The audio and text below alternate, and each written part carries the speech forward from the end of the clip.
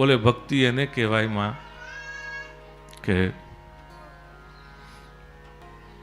સમગ્ર વિશ્વનું ભગવદ ભાવથી દર્શન અને સમગ્ર વિશ્વનું ભગવદ ભાવથી સેવન. આખા વિશ્વનું દર્શન અને સેવન, આ બેવ આખા વિશ્વનું જે ભાવથી દર્શન છે એ જ ભાવથી સેવન આ થાય ત્યારે સમજવું કે ભક્તિ સાચી, નહીતર ભક્તિ ખોટી.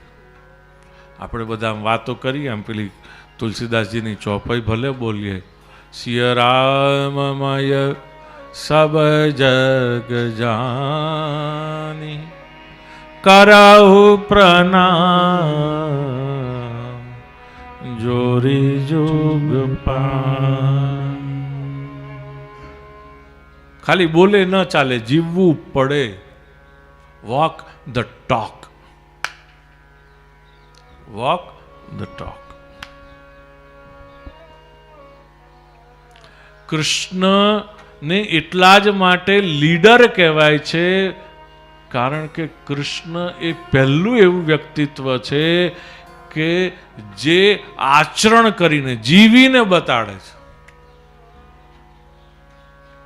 The one who follows first. સીધું એમને એમ કહી નથી દેતા, એ પોતે અનુસરે છે અને પછી આપણને બતાડે છે જો આવી રીતે આમ કરાય તો આમાંથી પસાર થઈ જવાય, એમને એમ નહીં. આ કૃષ્ણની વિશેષતા છે. આપણે બધા પ્રેક્ટિકલી શબ્દ વાપરીએ ને, પણ પ્રેક્ટિકલથી પણ આગળ જો કંઈ હોય તો એ છે રિયાલિસ્ટિક, અને એ કોણ છે? કૃષ્ણ, જેને આપણે કહીએ છીએ વાસ્તવવાદી. એનાથી મોટો કોઈ નથી. આપણે જ્યાં સુધી લાગણીમાં રહીને કોઈ નિર્ણય કરવા જઈએ છીએ એટલે આપણે સફળ નથી થતા. એના માટે એનાથી ઉપર ઉઠવું પડે છે. અને આ બધું જ આપણને કોણ કરીને બતાડે છે? કૃષ્ણ.